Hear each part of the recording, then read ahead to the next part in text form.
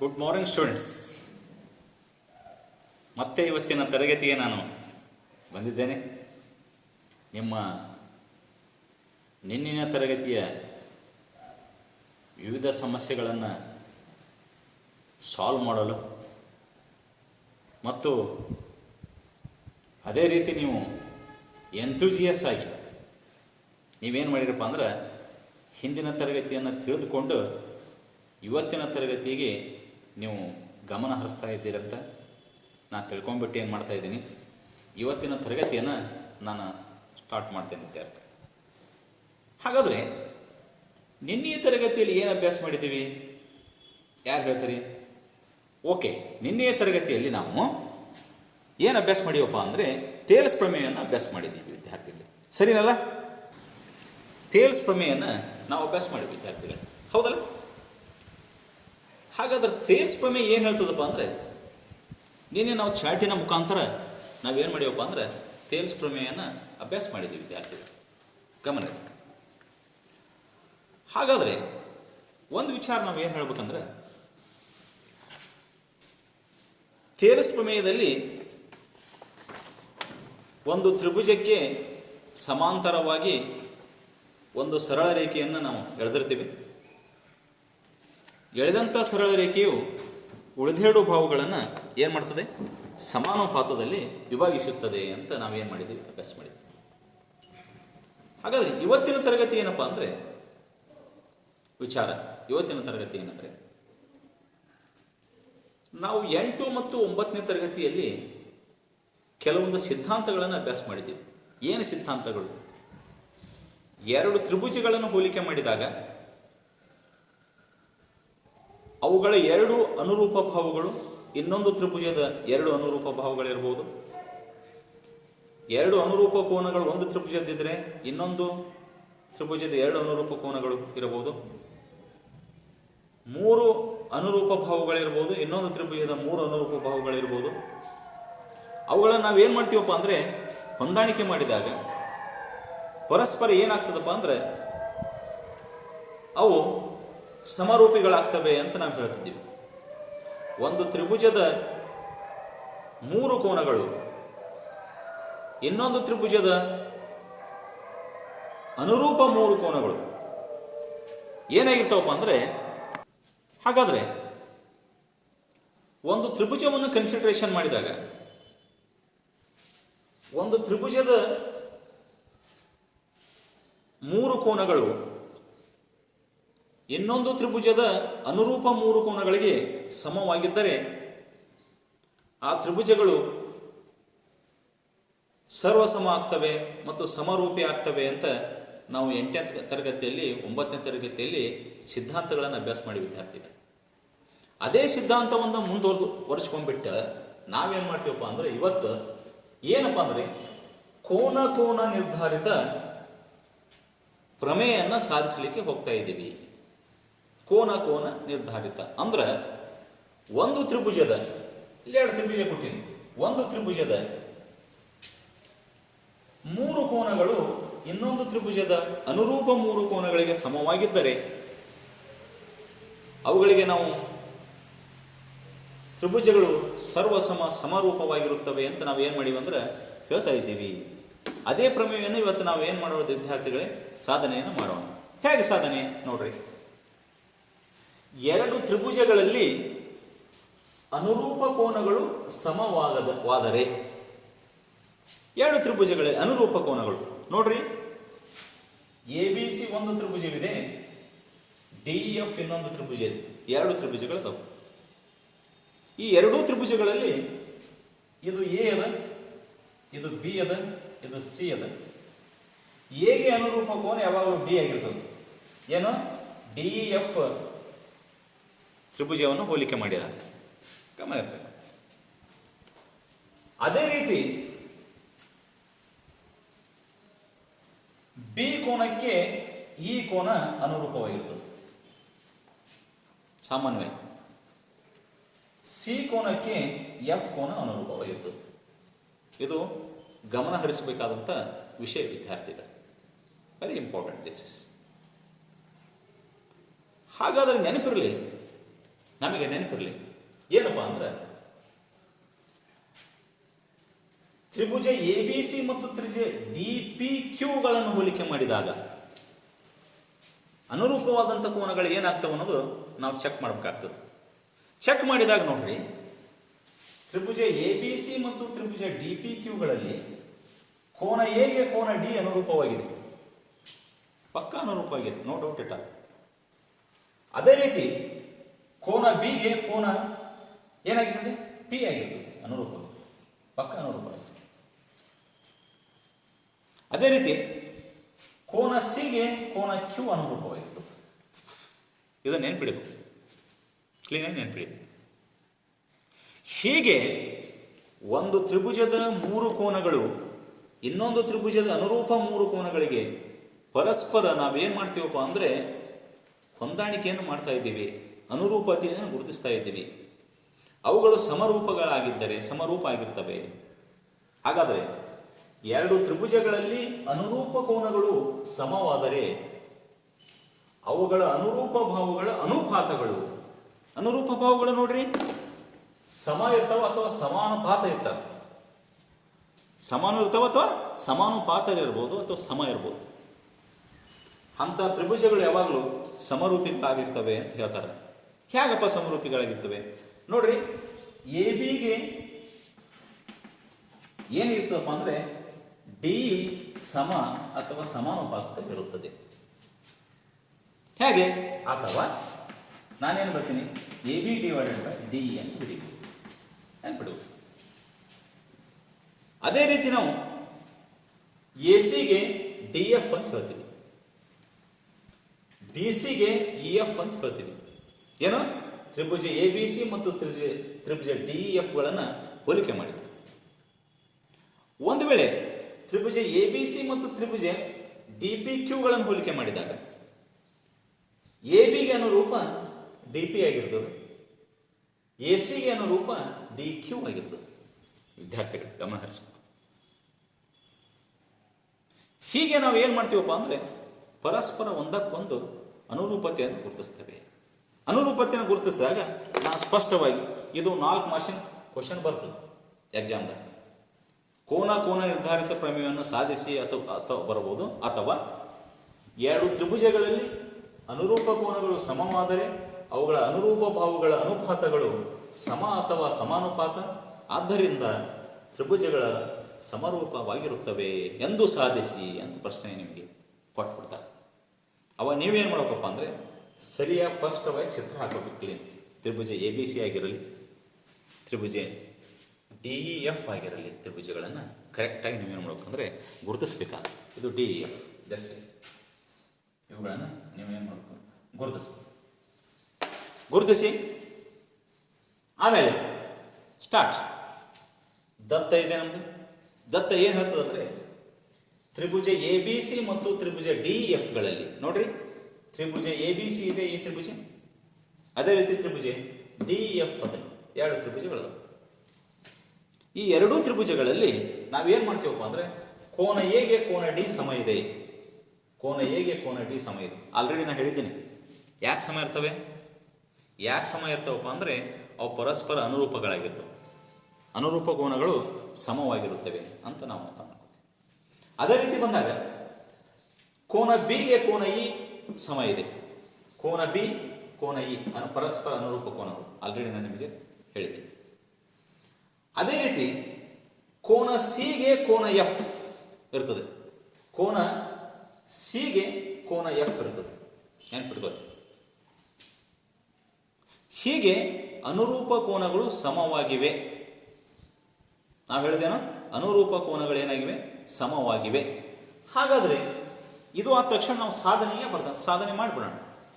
ಸಾಧನೆ ಅಂದರೆ ಅರ್ಥ ಏನಂದರೆ ಅದೊಂದು ಪ್ರಶ್ನೆ ಇದ್ದಂಗೆ. ಅದು ಪ್ರಶ್ನೆಗೆ ಉತ್ತರವನ್ನು ಕಂಡುಹಿಡ್ಲಿಕ್ಕೆ ಹೋಗ್ತೀವಲ್ಲ, ಅದಕ್ಕೆ ಏನೇನು ಬೇಕು ರಚನೆ ಮಾಡ್ಕೋಬೇಕಾಗ್ತದೆ. ಹೌದ್ರೆ ರಚನೆ ಮಾಡ್ಕೋಬೇಕಾಗ್ತದೆ, ಮತ್ತು ರಚನೆ ಆದ ತಕ್ಷಣ ಸಾಧನೆ ಮಾಡ್ಕೋಬೇಕಾಗ್ತದೆ.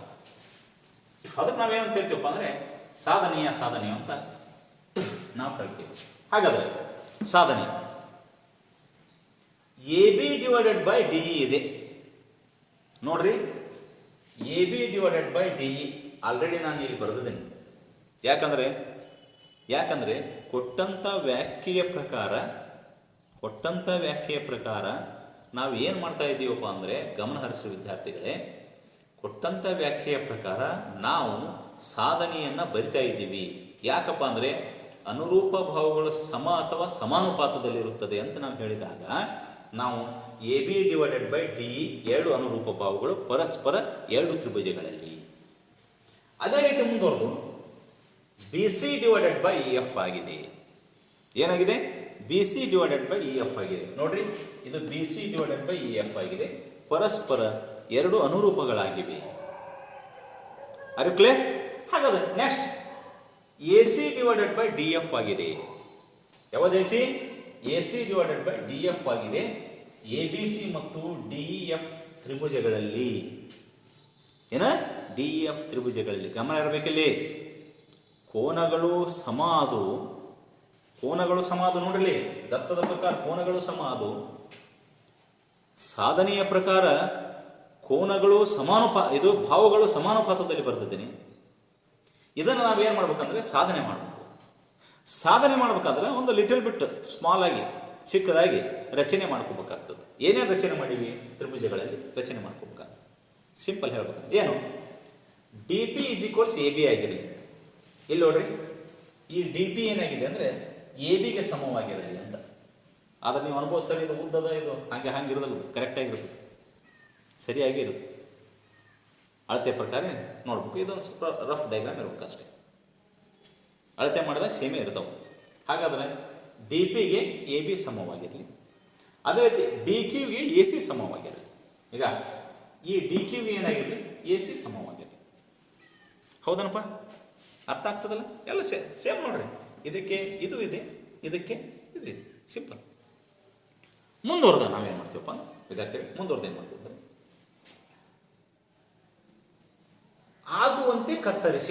ಆಗುವಂತೆ ಕತ್ತರಿಸಿ ಮೀನ್ಸ್ ಇಲ್ಲಿ ಬಿಂದುಗಳನ್ನು ಗುರುತಿಸಿ. ಈಗ ನನಗೆ ಬಿಂದುಗಳನ್ನು ಗುರುತಿಸಿ ಪಿ ಕ್ಯೂ ಅನ್ನು ಸೇರಿಸಿ. ಈ ಪಿ ಕ್ಯೂ ಅನ್ನು ಜಾಯಿನ್ ಮಾಡಿಬಿಡಿ. ಸಿಂಪಲ್ ಆಯ್ತು ನೋಡಿ. ಇದನ್ನು ಪಿ ಕ್ಯೂ ಅನ್ನು ನಾವೇನು ಮಾಡ್ತೀವಿ? ಜಾಯಿನ್ ಮಾಡಿ. ಈ ರೀತಿ ಜಾಯಿನ್. ಇಲ್ಲಿಗೆ ನಿಮ್ಮ ರಚನೆ ಮುಗಿಯಿತು. ಏನಾಯ್ತು? ನಿಮ್ಮ ರಚನೆ ಮುಗಿಯಿತು. ಇಷ್ಟು ರಚನೆಗಳನ್ನು ಮಾಡಬೇಕು. ರಚನೆ ಮಾಡಿದ ತಕ್ಷಣ ನಾವೇನು ಮಾಡ್ತೀವಪ್ಪ ಅಂದರೆ ಸಾಧನೆ ಮಾಡಲಿಕ್ಕೆ ಸ್ಟಾರ್ಟ್ ಮಾಡ್ತೀವಿ. ಸಾಧನೆ ಮಾಡಬೇಕಾದ್ರೆ ಎರಡೂ ತ್ರಿಭುಜಗಳನ್ನು ತೆಗೆದುಕೊಳ್ಳಬೇಕು. ಅವುಗಳ ಅನುರೂಪ ಭಾವಗಳು ಮತ್ತು ಅನುರೂಪ ಕೋನಗಳನ್ನು ಗುರುತಿಸಬೇಕು. ಮುಂದೆ ನಾವು ಮುಂದುವರಿಬೇಕು. ಕರೆಕ್ಟಾ? ಮುಂದೆ ಹೋಗೋಣ. ಸಾಧನೆ ಮಾಡಲಿ ಹಾಗಾದರೆ. ಓಕೆ, ನೋಡ್ರಿ ವಿದ್ಯಾರ್ಥಿಗಳೇ, ಸಾಧನೆಯನ್ನು ಮಾಡೋಣ.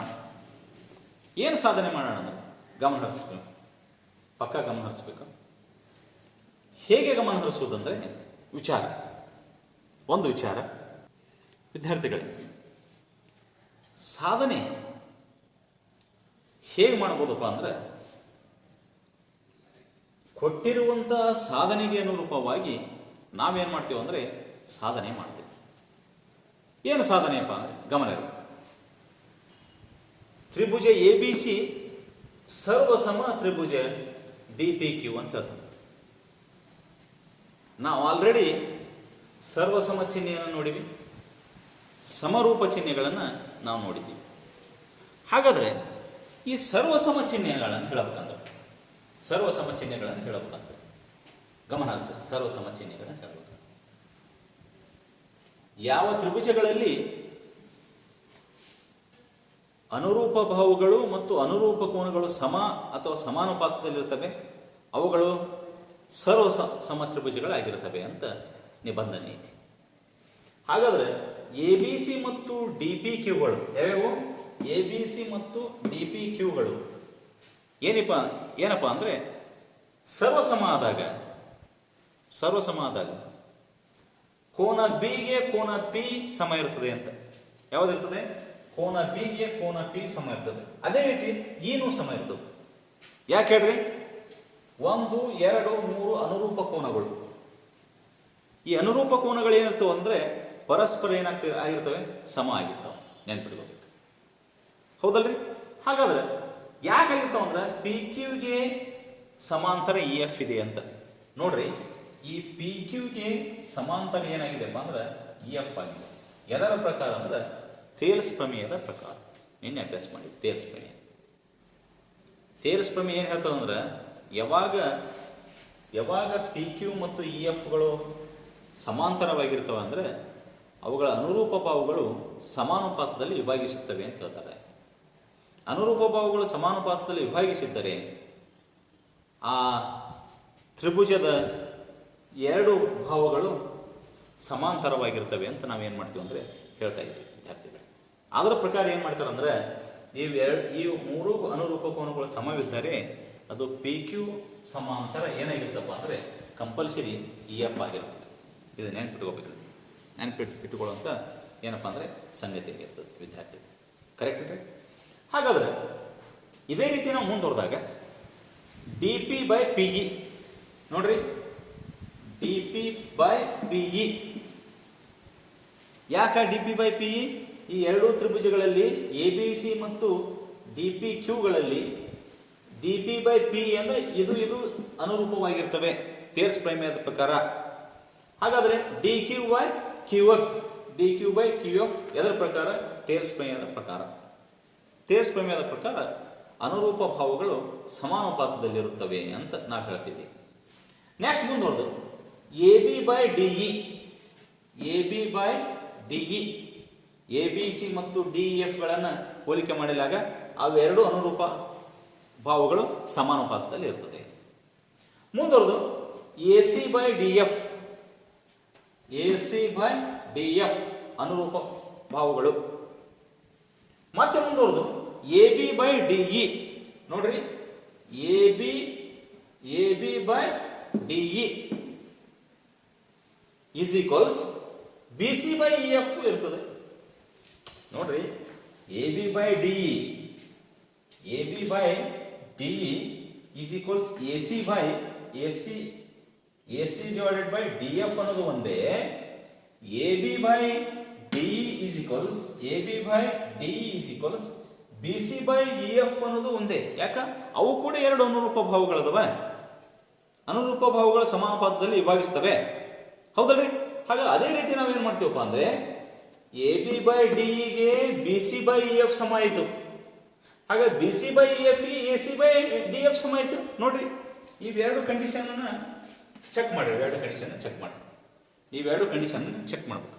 ಆ ಕಂಡೀಷನ್ ಏನು ಹೇಳ್ತದಪ್ಪ ಅಂದರೆ A B by D is equals A C by D F. ಹಾಗಾದರೆ A B by D is equals B C by E F ನೋದ ಎರಡು ಕಂಡೀಷನ್ಸ್ ಕೂಡಿಸ್ಬಿಟ್ಟಾವ. ಆದ್ದರಿಂದ ನಾವೇನು ಮಾಡ್ತೀವಪ್ಪ ಅಂದರೆ ಗಮನದಲ್ಲಿ A B by D is equals B C by E F is equals A C by D F ಅಂತ ನಾವೇನು ಮಾಡ್ತೀವಪ್ಪ ಅಂದರೆ ಈ ಪ್ರಮೇಯನ್ನು ವಿದ್ಯಾರ್ಥಿಗಳ ಸಾಧನೆ ಮಾಡ್ತೀವಿ. ಇದಕ್ಕೆ ನಾವೇನಂತ ಕರಿತೀವಪ್ಪ ಅಂದರೆ ಕೋನ ನಿರ್ಧಾರಿತ ಗುಣದ ಪ್ರಮೇಯ. ಈ ಪ್ರಮೇಯಕ್ಕೆ ಅನ್ವಯವಾಗಿ ಕೆಲವೊಂದು ಲೆಕ್ಕಗಳನ್ನು ನಾವೇನು ಮಾಡ್ತೀವಿ ಅಂದರೆ ಬಿಡಿಸ್ತೇವೆ ವಿದ್ಯಾರ್ಥಿಗಳಿಗೆ. ಹಾಗಾದರೆ ಈ ಪ್ರಮೇಯ ಅರ್ಥ ಮಾಡ್ಕೊಳ್ಳೋದು ಹೇಗೆ? ಕೆಲವು ವಿದ್ಯಾರ್ಥಿಗಳನ್ನ ಕೇಳಿದ್ರೆ, ಸರ್ ಹೌದ್ರಿ ಈ ಪ್ರಮೇಯಗಳನ್ನು ಹೇಳಿದ್ರಿ, ನೆನ್ಪಿಟ್ಟುಕೊಳ್ಳೋದು ಹೇಗೆ? ಪ್ರಶ್ನೆ, ನೆನ್ಪಿಟ್ಟುಕೊಳ್ಳೋದು ಹೇಗೆ? ನೆನಪೇನು ಇಟ್ಕೊಳ್ದಂಗಿಲ್ಲ, ಒಂದೇ ಸಿಂಪಲ್ ಐಡಿಯಾ ಇದೆ. ಸ್ಪಷ್ಟವಾಗಿ ಈ ಪ್ರಮೇಯದ ವ್ಯಾಖ್ಯವನ್ನು ಅರ್ಥ ಮಾಡ್ಕೊರಿ. ಎರಡು ತ್ರಿಭುಜಗಳಿರ್ತವೆ, ಅವುಗಳ ಅನುರೂಪ ಭಾವಗಳು ಸಮ ಅಥವಾ ಸಮಾನುಪಾತದಲ್ಲಿರ್ತವೆ. ಇದ್ದರೆ ಅವೇನಾಗಿರ್ತವೆ? ಸಮರೂಪಿಗಳಾಗಿರ್ತವೆ ಅಂತ ಫಸ್ಟ್ ನೀವೇನು ಮಾಡ್ಬೇಕಂದ್ರೆ ಕರೆಕ್ಟಾಗಿ ವ್ಯಾಖ್ಯವನ್ನು ಬೈಪಾಟ್ ಮಾಡಲಿಕ್ಕೆ ಅಥವಾ ವ್ಯಾಖ್ಯವನ್ನು ತಿಳ್ಕೊಡಿ ಬೈಪಾಟ್ ಮಾಡೋದಕ್ಕಿಂತ ಪೂರ್ವ. ನಂತರ ಅದೇ ಪ್ರಕಾರ ಚಿತ್ರ ಹೆಂಗೆ ಹಾಕಬೇಕು ಸ್ಪಷ್ಟ ನೋಡಿ. ಚಿತ್ರ ಕ್ಲಿಯರಾಗಿ ಚಿತ್ರ ಹಾಕ್ಬೋದು. ಚಿತ್ರ ಭಾಳ ಇಂಪಾರ್ಟೆಂಟ್ ಪ್ರಮೇಯದಲ್ಲಿ. ನೋಡ್ರಿ, ಪ್ರಮೇಯ ಸಾಧಿಸಬೇಕಾದ್ರೆ ಸಾಧನೆ ಮೀನ್ಸ್ ಏನಪ್ಪ ಅಂದರೆ ಇಂಜಿನಿಯರ್ಸ್ ಇದ್ದಂಗೆ ಇವರು. ಇಂಜಿನಿಯರ್ಸ್ ಒಂದು ಸೆಂಟೆನ್ಸನ್ನು ನೋಡಿ ಒಂದು ಸ್ಕೆಚ್ ಹಾಕ್ತಾರೆ, ಒಂದು ಬ್ಲೂ ಪ್ರಿಂಟ್ ಹಾಕ್ತಾರೆ. ಬ್ಲೂ ಪ್ರಿಂಟ್ ಹಾಕ್ಬೇಕಾದ್ರೆ ಒಂದು ಸೆಂಟೆನ್ಸ್ ಇರ್ತದೆ, ಸೆಂಟೆನ್ಸ್ ಕ್ಲೀನಾಗಿ. ಮತ್ತು ಅದು ಸೆಂಟೆನ್ಸ್ ಇಲ್ಲಾಂದ್ರೆ ಏನಾಗ್ತದಪ್ಪ ಅಂದರೆ ಬ್ಲೂ ಪ್ರಿಂಟ್ ಆಗೋದೆ. ಅವರು ಇಷ್ಟು ಪ್ಲ್ಯಾನ್ ಮಾಡ್ತಾರಲ್ಲ ಆರ್ಕಿಟೆಕ್ಚರ್, ಏನೋ ಒಂದು ಸೆಂಟೆನ್ಸನ್ನು ನೋಡಿದಂದ್ರೆ ಈ ರೀತಿ ಈ ಸ್ಕೆಚ್ ಹಾಕಿದರೆ ಈ ಬಿಲ್ಡಿಂಗ್ ಇದು ರೆಡಿ ಆಗ್ತದೆ ಅಂತ ರೆಡಿ ಮಾಡ್ತಾರೆ. ಅದು ಏನಪ್ಪ ಅಂದ್ರೆ ಮೂಲ ನಮ್ಮ ಪ್ರಮೇಯದ ಒಂದು ಅನ್ವಯವಾಗಿ ಹೇಳ್ತೀನಿ ನಾನು. ಪ್ರಮೇಯದ ಅನ್ವಯಕ್ಕೆ ಏನಪ್ಪ ಅನ್ವಯ ಏನು ಪ್ರಮೇಯ ಓದುವುದರಿಂದ ಏನು ನಮಗೆ ಲಾಭ ಅನ್ನೋದರಾದರೆ, ಮುಂದೆ ನೀವು ಇಂಜಿನಿಯರ್ಸ್ ಆದರೆ, ಯಾವುದೋ ಪ್ಲ್ಯಾನ್ ಮಾಡಬೇಕಾದ್ರೆ ಈ ಪ್ರಮೇಯದ ಅನ್ವಯದಿಂದನೇ ನಾವೇನು ಮಾಡ್ತೀವಿ ಅಂದರೆ ಆ ಸ್ಕೆಚ್ಚನ್ನು ನಾವು ಹಾಕ್ತಾ ಇದ್ದೀವಿ. ಹೇಗಪ್ಪ ಅಂದರೆ, ಒಂದು ವಾಕ್ಯದ ಮೂಲಕ ನಾವು ಒಂದು 2 ತ್ರಿಭುಜಗಳನ್ನು ನಾವೇ ಹಾಕ್ತೀವಿ. ಇಂಜಿನಿಯರ್ಸ್ ಇದ್ದಂಗಲ್ರಿ, ಚಿತ್ರದ ಸಹಾಯದಿಂದ ಕೆಲವೊಬ್ಬರು ವ್ಯಾಖ್ಯೆಗಳನ್ನು ಬರೀತಾರೆ, ಸಿದ್ಧಾಂತಗಳನ್ನು ಬರೀತಾರೆ ಚಿತ್ರದ ಸಹಾಯದಿಂದ ಮತ್ತು ನಿಸರ್ಗದ ಸಹಾಯದಿಂದ ಮಾಡ್ತಾರೆ. ನಾವೇನು ಮಾಡ್ತೀವಪ್ಪ ಅಂದರೆ, ಕೊಟ್ಟಂಥ ವ್ಯಾಖ್ಯದ ಸಹಾಯದಿಂದ ತ್ರಿಭುಜಗಳನ್ನು ಹಾಕ್ತೀವಿ. Be careful. ಈ ತ್ರಿಭುಜಗಳನ್ನು ಹಾಕಿದಾಗ ದತ್ತ ಏನಿರ್ತದೆ ಅದು ನಾವು ಬರ್ಕೋಬೇಕಾಗ್ತದೆ. ಯಾಕಪ್ಪ ಅಂದರೆ, ಹಾಕಿದಂಥ ತ್ರಿಭುಜಗಳು ಯಾವ್ಯಾವು? ABC ಅದಾವ, ತ್ರಿಭುಜ DF ಅದಾವ, ತ್ರಿಭುಜಗಳಿವು. ಹಂಗಿದ್ದಾಗ ಕೋನಗಳು ಸಮ ಇರ್ತವೆ ಅಂತ ಬರ್ಕೊಂಡಾಗ ಎಲ್ಲ ಕೋನಗಳು ಸಮ ಅಂತ ಬರ್ಕೊಂಡಿವಿ. ಅದೇ ರೀತಿ ಸಾಧನೆ ಏನು ಮಾಡ್ತೀವಪ್ಪ ಅಂದರೆ, ಅನುರೂಪ ಭಾವಗಳು ಸಮಾನುಪಾತದಲ್ಲಿ ವಿಭಾಗಿಸ್ತವೆ ಅಂತ ಮತ್ತೊಂದು ನಾವು ಮಾಡಿದೀವಿ. ನೆನ್ಪಿಟ್ಕೋಬೇಕು. ಕ್ಲೀನಾಗಿದು ಐಡಿಯಾ ಇದು ನಾವು ಹೇಳೋದು ನಿಮಗೆ. ಆಮೇಲೆ ನಾವೇನು ಮಾಡ್ತೀವಪ್ಪ ಅಂದರೆ, ಸಾಧನೆ ಮಾಡಲಿಕ್ಕೆ ಸ್ಟಾರ್ಟ್ ಮಾಡ್ತೀವಿ. ಎದರ ಅನ್ವಯ ಮಾಡಿ? ಒಂದು ದತ್ತದ ಅನ್ವಯ ಮಾಡಿ, ಒಂದು ವ್ಯಾಖ್ಯದ ಅನ್ವಯ ಮಾಡಿ, ಇನ್ನೊಂದು ರಚನೆಯನ್ನು ಮಾಡಿಕೊಂಡು ಯಾವ ಪ್ರಶ್ನೆ ಇದೆ ಆ ಪ್ರಶ್ನೆಗೆ ಯಾವ ರೀತಿ ನಾವು ಉತ್ತರಿಸಬೇಕೆನ್ನುವುದೇ ಸಾಧನೆ ಮಾಡುವುದು ಇಂಜಿನಿಯರಿಂಗ್ ಕನ್ಸ್ಟ್ರಕ್ಷನ್ ಥಿಸಿಸ್. ಇದು ನೀವು ತಿಳ್ಕೊಂಡ್ರೆ ಒಂದು ತುಂಬ ಸುಲಭ ಆಗ್ತದೆ. ಅದನ್ನು ಇದೇ ರೀತಿ ನೀವು ಏನು ಮಾಡ್ಬೇಕಂತ ವಿಚಾರ ಮಾಡಿಬಿಟ್ಟು ನೀವು ಬಿಡಿಸ್ಬೇಕು ವಿದ್ಯಾರ್ಥಿ. ಸರಿಯೇನ್ರಿ? ಓಕೆ. ಆಗ ಪ್ರಮೇಯ ಅರ್ಥ ಆಯ್ತಲ್ಲ. ಈ ಪ್ರಮೇಯ ಅರ್ಥ ಆದ್ರೆ ಇದಕ್ಕೆ ಸಂಬಂಧಿಸಿದಂತೆ ಕೆಲವೊಂದು ಸಮಸ್ಯೆಗಳನ್ನು ನಾವು ಬಿಡಿಸುವ ವಿದ್ಯಾರ್ಥಿಗಳೇ. ಇಲ್ಲಿ ನೋಡ್ರಿ ವಿದ್ಯಾರ್ಥಿಗಳೇ, ಇಲ್ಲೊಂದು ಸಮಸ್ಯೆಯನ್ನು ಕೊಟ್ಟಿದ್ದಾರೆ, ಇಲ್ಲೊಂದು ಚಿತ್ರವನ್ನು ಕೊಟ್ಟಿದ್ದಾರೆ. ಏನು ಕೊಟ್ಟಿದ್ದಾರೆ ಅರ್ಥ ಮಾಡ್ಕೊ. ಏನಪ್ಪಾ ಅಂದರೆ, 2 ತ್ರಿಭುಜಗಳು ಪರಸ್ಪರ ಸಂಧಿಸಿವೆ. ನೋಡಿ, ಈ ರೀತಿ ಸಂಧಿಸಿವೆ ತ್ರಿಭುಜಗಳದಾವೆ. ನೆನ್ಪಿಡ್ತಾರೆ, ಅವರೇ ಕೊಟ್ಟಿದ್ದು. ಏನು ಕೊಟ್ಟಿದ್ದಾರಪ್ಪ ಅಂದ್ರೆ, ಕ್ಲೀನಿ ಹಾಕಿರ್ತೀನಿ ನೋಡಿ.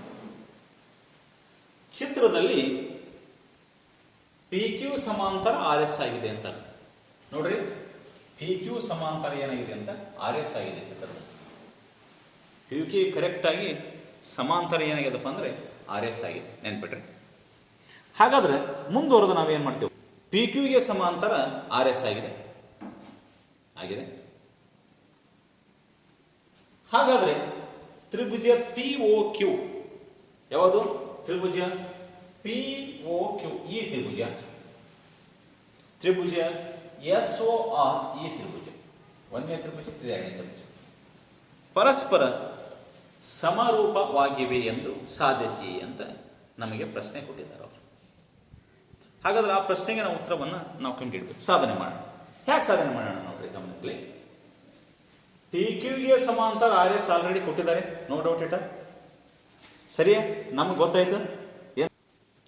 ಹಾಗಾದರೆ ಕೋನ Pಗೆ ಕೋನ S ಸಮವಾಗಿದೆ. ಯಾಕಂದರೆ ಪರಸ್ಪರ ಇವೆರಡು ಸಮಾಂತರವಾಗಿದ್ದಾಗ, PQ ಮತ್ತು RS ಸಮಾಂತರವಾಗಿದ್ದಾಗ ಕೋನ Pಗೆ ಕೋನ S ಕರೆಕ್ಟ್ ಆಗಿ ಏನಾಗಿರ್ತವೆ? ಪರ್ಯಾಯ ಕೋನಗಳಾಗಿರ್ತವೆ. ಇವು ಪರ್ಯಾಯ ಕೋನಗಳಾಗಿರ್ತವೆ, ಸಮವಾಗಿರ್ತವೆ. ಪರ್ಯಾಯ ಕೋನಗಳು ಕಂಪಲ್ಸರಿ ಆಗಿರ್ತವೆ ಅಂದರೆ ಸಮ ಆಗಿರ್ತವೆ. ನಂತರ ಕೋನ Q ಮತ್ತು ಕೋನ R ನೋಡ್ರಿ, Q ಮತ್ತು Rಗಳು ಇವು ಪರ್ಯಾಯ ಕೋನಗಳಾಗಿರ್ತವೆ, ಪರಸ್ಪರ ಸಮವಾಗಿರ್ತವೆ. ಆದ್ದರಿಂದ ನಾವೇನು ಮಾಡ್ತೀವಪ್ಪ ಅಂದ್ರೆ, ಕೋನ POQ ಈ ಕೋನ, SOR ಈ ಕೋನ, ಇವು ಕೂಡ ಸಮವಾಗಿರುತ್ತವೆ. ಯಾಕಂದರೆ ಪರಸ್ಪರ ಶೃಂಗಾಭಿಮುಖ ಕೋನಗಳು ಅಂತ ಕರಿತೀವಿ. 2 ಶೃಂಗಾಭಿಮುಖ ಕೋನಗಳು ಪರಸ್ಪರ ಏನಾಗಿರ್ತವೆ ಅಂದರೆ ಸಮವಾಗಿರ್ತವೆ ವಿದ್ಯಾರ್ಥಿಗಳಿಗೆ ಗಮನಕ್ಕೆ. ಆದ್ದರಿಂದ ತ್ರಿಭುಜ POQ ಮತ್ತು ತ್ರಿಭುಜ SORಗಳು ಪರಸ್ಪರ ಏನಾಗಿರ್ತವೆ ಅಂದರೆ ಸಮರೂಪಿಗಳಾಗಿರ್ತವೆ ಅಂತ ಇದ್ರ ಮೂಲಕ ನಾವು ಏನು ಮಾಡ್ತೀವಿ ಅಂದರೆ ಬಿಡಿಸ್ತೀವಿ ಮತ್ತು ಸಾಧನೆ ಮಾಡ್ತೀವಿ. ಸರಿಯಲ್ಲ? ಮಾಡ್ಬೋದು ಇದೇ ರೀತಿ. ಹಾಗಾದರೆ ಇಲ್ಲೊಂದು ಪ್ರಶ್ನೆ ಇದೆ ನೋಡ್ರಿ. ಏನು ಪ್ರಶ್ನೆಯಪ್ಪ ಅಂದ್ರೆ, 2 ತ್ರಿಭುಜಗಳನ್ನು ಕೊಟ್ಟಿದ್ದಾರೆ ಅವರು. 2 ತ್ರಿಭುಜಗಳನ್ನು ಕೊಟ್ಟಿದ್ದಾರೆ. 2 ತ್ರಿಭುಜಗಳನ್ನು ಕೊಟ್ಟು ಏನಂತಾರಂದ್ರೆ, A 60 ಡಿಗ್ರಿ ಅದ, Pನೂ 60 ಡಿಗ್ರಿ ಅದ. ಸರಿನಾ? ಇವು ಸಮರೂಪ ತ್ರಿಭುಜಗಳಾಗಿವೆ ಅಂತ ಕೇಳ್ತಾರೆ. ಸಮರೂಪ ತ್ರಿಭುಜಗಳಾಗಿದ್ದರೆ ಸಂಕೇತ ಬಳಸಿ ಬಿಡಿಸಿರಿ ಅಥವಾ ಬರೆಯಿರಿ ಅಂತ ನಮಗೆ ಕೇಳ್ತಾರೆ. ಏನೋ ಇವು ಸಮರೂಪ ತ್ರಿಭುಜಗಳು ಆಗಿದ್ದರೆ ಮಾತ್ರ, ಆಲಿಲ್ಲಂದ್ರೆ ಇಲ್ಲ. ಹಾಗಾದ್ರೆ ಹೌದಲ್ಲ ಫಸ್ಟ್ ಚೆಕ್ ಮಾಡ್ಬೇಕಲ್ರಿ. ಕೋನ ಎಗೆ ಅನುರೂಪ ಕೋನ ಪಿ ಅದ ಅಂದ್ರೆ ತ್ರಿಭುಜ ಎ ಬಿ ಸಿ ಮತ್ತು ಎರಡದವ. ತ್ರಿಭುಜ ಎ ಬಿ ಸಿ ಅದ, ಇನ್ನೊಂದು ತ್ರಿಭುಜ ಪಿ ಕ್ಯೂ ಅದ. ಈ ಎರಡೂ ತ್ರಿಭುಜಗಳಲ್ಲಿ ಗಮನ ಹರಿಸಿ, ಎರಡೂ ತ್ರಿಭುಜಗಳಲ್ಲಿ ಕೋನ ಎಗೆ ಕೋನ ಪಿ ಅನುರೂಪವಾಗಿದೆ, ಕೋನ ಬಿಗೆ ಕೋನ ಕ್ಯೂ ಅನುರೂಪವಾಗಿದೆ, ಕೋನ ಸಿಗೆ ಕೋನ ಆರ್ ಅನುರೂಪವಾಗಿದೆ. ಹಾಗಾದರೆ ಅಳತೆಗಳ ಸೇಮ್ ಅದಾವೆಲ್ಲಿ ಚೆಕ್ ಮಾಡ್ಬೇಕು ನೀವು. ನೋಡ್ರಿ, ಎಗೆ ಪಿ ಸೇಮ್ ಅಳತೆ ಅದ, 60 ಡಿಗ್ರಿ 60 ಡಿಗ್ರಿ ಅದು, ಕರೆಕ್ಟಾಗಿ 60 ಡಿಗ್ರಿ ಅದು. ಕೋನ ಬಿಗೆ ಕೋನ ಕ್ಯೂಗೆ 80 ಡಿಗ್ರಿ 80 ಡಿಗ್ರಿ ಕರೆಕ್ಟಾಗಿ 80 ಡಿಗ್ರಿ ಅದು. ಸಿಗೆ ಆರ್ಗೆ 40 ಡಿಗ್ರಿ ಅದ, 40 ಡಿಗ್ರಿ ಅದ, ಕರೆಕ್ಟ್ 40 ಡಿಗ್ರಿ. ಹಾಗಾದರೆ ಈ ಮೂರು ಕೋನಗಳೇನಪ್ಪ ಅಂದರೆ ಪರಸ್ಪರ ಅನುರೂಪ ಸಮವಾಗಿವೆ ಅಂತ ಹೇಳ್ತೀವಿ. ಆದ್ದರಿಂದ ಇವು ಏನಾಗಿವೆ?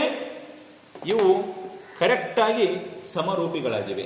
ನೋಡ್ರಿ, ಕೋನ ಎಗೆ ಕೋನ ಪಿ ಸಮವಾಗಿದೆ, ಬಿಡಿಸುವುದಿದು. ಹಾಗಾದರೆ ಕೋನ ಬಿಗೆ ಕೋನ ಕ್ಯೂ ಸಮವಾಗಿದೆ, ಸಿಂಪಲ್ ಆಗಿ. ಅದೇ ರೀತಿ ನೆನ್ಪಿಡ್ರಿ, ಕೋನ ಸಿಗೆ ಕೋನ ಆರ್ ಸಮವಾಗಿದೆ. ಆದ್ದರಿಂದ ಅನುರೂಪ ಕೋನಗಳು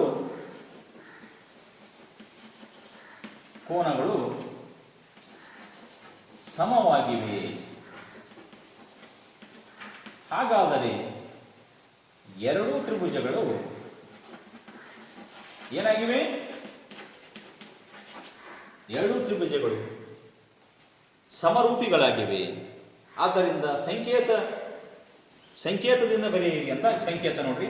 ತ್ರಿಭುಜ ಎ ಬಿ ಸಿ ಸಮರೂಪಿ ತ್ರಿಭುಜ ಪಿ ಕ್ಯೂ ಆರ್ ಅಂತ ಬರೀಬೇಕು.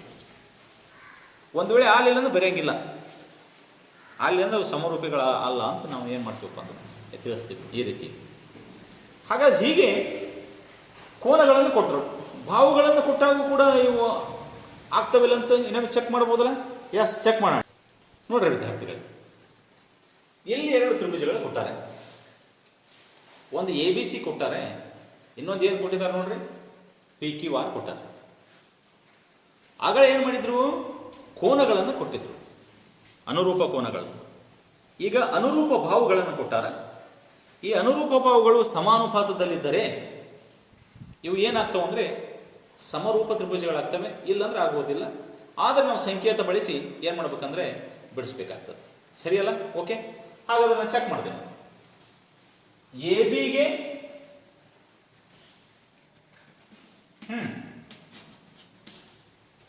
ಅನುರೂಪ ನೋಡ್ರಿ ಹೇಗಿದೆ. 2.5 5 1 3 6 1 2 4 1. ಈಗ ನಾವು ಇದೇ ಭಾವನೆ ತಗೋಬೇಕಂತ ಏನು ರೂಲ್ಸ್ ಇಲ್ಲ. ಇವುಗಳ ಅನುರೂಪ ಅಂದ್ರೆ ಹೆಂಗಿರ್ತಾವ ಅಂದ್ರೆ ಗಮನ ಇರಬೇಕು. ಇದು 2.5 ಇದೆ, ಇದರ ಡಬಲ್ 5 ಇದೆ, ಚೆಕ್ ಮಾಡಿ. ಇಲ್ಲಿ 2 ಇದೆ, ಇದರ ಡಬಲ್ ಏನದ 4 ಇದೆ. ಇದು 3 ಇದೆ, ಇದು 6 ಇದೆ. ಛೇದ್ ಹೊಡಿರಿ, ಏನಾಗ್ತದ? 2.1 2.2 ಆಗ 1/2 ಆಯ್ತು. 2 ಒಂದಲೇ 2 ಎರಡೇ 1/2 ಆಯ್ತು. 3 ಒಂದೇ 3 ಎರಡೇ, ಹಾಗಾದ್ರೆ 1/2 1/2 ಸಮಾನ.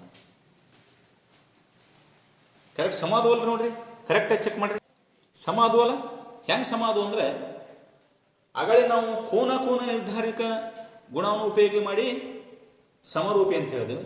ಇವೇನಂದರೆ ಭಾವು ನಿರ್ಧಾರಿತ ಗುಣವನ್ನು ಎಸ್ ನೋಡ್ರಿ, ಭಾವು ಸೈಡ್ ಭಾವು ನಿರ್ಧಾರಿಕ ಗುಣವನ್ನು ಉಪಯೋಗಿಸಿ ಇದು ಸಮ ಅಂತ ಹೇಳಿದ್ವಿ. ಆದ್ದರಿಂದ ಚಿಹ್ನೆಯನ್ನು ಬಳಕೆ ಮಾಡಿ ತ್ರಿಭುಜ ಎ ಬಿ ಸಿ ಸರ್ವಸಮ ಅಥವಾ ಸಮರೂಪಿ ಚಿಹ್ನೆ ಏನಪ್ಪ ಅಂದರೆ ತ್ರಿಭುಜ ಪಿ ಕ್ಯೂ ಆರ್ ಆಗಿದೆ ಅಂತ ನೀವು ಹೇಳ್ಬೋದು. ಹೀಗೆ ನಾವೇನು ಮಾಡ್ತೀವಪ್ಪ ಅಂದರೆ ಕೊಟ್ಟಿರುವ ತ್ರಿಭುಜಗಳಲ್ಲಿ ಬಾವುಗಳನ್ನೇ ಕೊಡ್ರಿ ಅಥವಾ ಕೋನಗಳನ್ನೇ ಕೊಡಲಿ ಅಥವಾ ಕಂಡೇರು ಹಿಡೀರಿ, ಇವುಗಳನ್ನು ನಾವೇನು ಮಾಡ್ತೀವಪ್ಪ ಅಂದರೆ ಇವು ಸಮರೂಪಿಗಳು ಹೌದಾ ಅಲ್ಲ ಅಂತ ಚೆಕ್ ಮಾಡ್ತೀವಿ. ಸಮರೂಪಿಗಳು ಹೌದು ಅಂದ ತಕ್ಷಣ ಅದನ್ನು ಸಂಕೇತ ಬಳಸಿ ನಾವೇನು ಮಾಡ್ತೀವಿ ಅಂತ ಬರಿತೀವಿ. ಸರ್ವಸಮವನ್ನು ಕೇಳ್ಬೋದು. ಹೀಗೆ ನಾವು ಏನು ಮಾಡ್ತೀವಪ್ಪ ಅಂದರೆ ಈ ಕೋನ ನಿರ್ಧಾರಿಕ ಒಂದು ಪ್ರಮೇಯದ ಸಾಧನೆಯನ್ನು ಮಾಡಿ ಇದನ್ನು ಸಾಧಿಸಿ ನಂತರ ಏನು ಮಾಡ್ತೀವಪ್ಪ ಅದಕ್ಕೆ ಸಂಬಂಧಿಸಿದ ಕೆಲವೊಂದು ಲೆಕ್ಕಗಳನ್ನು ನಾವು ಬಿಡಿಸ್ತೀವಿ. ಈಗ ಅನ್ವಯಿಕ ಸಮಸ್ಯೆಗಳನ್ನು ಇದರ ಮೇಲೆ ಬಿಡಿಸ್ಬೋದು. ಒಂದು ಕಂಬದ ಎತ್ತರ 4 ಮೀಟರ್, ಅದರ ಪಕ್ಕದಲ್ಲಿ ಒಬ್ಬ ಮನುಷ್ಯನ ಎತ್ತರ 3 ಮೀಟರ್ ಇದ್ದರೆ ಆ ಎರಡೂ ಕಂಬ ಮತ್ತು ನೆರಳಿನ ಉದ್ದವನ್ನು ಕಂಡು ನಾವು ಹಿಡಿಬೋದು. ಇದು ಅನ್ವಯಿಕ ಸಮಸ್ಯೆ. ಕಂಬದ ಉದ್ದ 4 ಮೀಟರ್, ನೆರಳಿನ ಉದ್ದ 8 ಮೀಟರ್. ಇಲ್ಲೊಂದು ಮನುಷ್ಯ ನಿಂತಾನೆ ಕಂಬದ ಅಪೋಸಿಟ್, ಆ ಮನುಷ್ಯನ ಎತ್ತರ 10 ಮೀಟರ್ ಆದರೆ ಆ ಮನುಷ್ಯನ ನೆರಳಿನ ಉದ್ದ ಎಷ್ಟು ಅಂತ ಈ ಕೋನ ನಿರ್ಧಾರಿತ ಸಮಸ್ಯೆಗಳನ್ನು ಇದು ಪ್ರಮೇಯವನ್ನು ಉಪಯೋಗ ಮಾಡಿಬಿಟ್ಟು ನಾವು ಬಿಡಿಸ್ಬೋದು ವಿದ್ಯಾರ್ಥಿಗಳು. ಹೀಗೆ ನಾವು ಈ ಕೋನ ನಿರ್ಧಾರಿತ ಪ್ರಮೇಯದ ಅನ್ವಯಗಳನ್ನು ನಾವು ಬಳಕೆ ಮಾಡ್ತೀವಿ. ದಿನನಿತ್ಯದಲ್ಲಿ ಬಳಕೆ ಮಾಡ್ತೀವಿ, ಆದರೆ ಗೊತ್ತಾಗೋದಿಲ್ಲ ಅಷ್ಟೇ, ತಿಳ್ಕೊಬೇಕು. ಹಾಗಾದರೆ ನಾನು ಅಂದ್ಕೊಂಡಿದ್ದೀನಿ ನಿಮಗೆ ಈ ಪ್ರಮೇಯ ಅರ್ಥ ಆಗಿದೆ. ಪ್ರಮೇಯಕ್ಕೆ ಸಂಬಂಧಿಸಿದ ಕೆಲವೊಂದು ಲೆಕ್ಕಗಳನ್ನು ಯಾವ ರೀತಿ ಸಮರೂಪಿ ಅಂತ ಹೇಳಬೇಕು ಹೇಗಂತ ನೀವು ಅಭ್ಯಾಸ ಮಾಡಿದ್ದೀರಿ. ಓಕೆ, ಹಾಗಾದರೆ ಅಭ್ಯಾಸ 2.3 ಇದೆ, ಬರ್ಕೋರ್ಬೇಕಂದ್ರೆ ಅಭ್ಯಾಸ 2.3 ಇದರಲ್ಲಿ ಕೆಲವೊಂದು ಲೆಕ್ಕಗಳಿದ್ದಾವೆ, ಬಿಡಿಸ್ಕೊಂಡು ಬರಬೇಕು. ಕ್ಲೀನಾಗಿ ಬಿಡಿಸ್ರಿ. ಬರಲಾರ್ದು ನನಗೇನು ಮಾಡಿ ಕೇಳಬೇಕು, ನಾ ಮುಂದಿನ ತರಗತಿಯಲ್ಲಿ ನಿಮಗೆ ಬಿಡಿಸಿ ಹೇಳ್ತೀನಿ. ಹಾಗಾದರೆ ತರಗತಿಯನ್ನು ಮುಗಿಸೋಣಲ್ಲ? ಎಸ್, ಓಕೆ, ಕ್ಲಾಸನ್ನು ಮುಗಿಸ್ತೇನೆ. ಹೋಮ್ವರ್ಕನ್ನು ಮಾಡ್ಕೊಂಬರ್ರಿ ಅಂತ ಹೇಳುತ್ತಾ ಇಂದಿನ ತರಗತಿಯನ್ನು ಇಲ್ಲಿಗೆ ಮುಗಿಸ್ತೇನೆ. ಓಕೆ, ಬಾಯ್.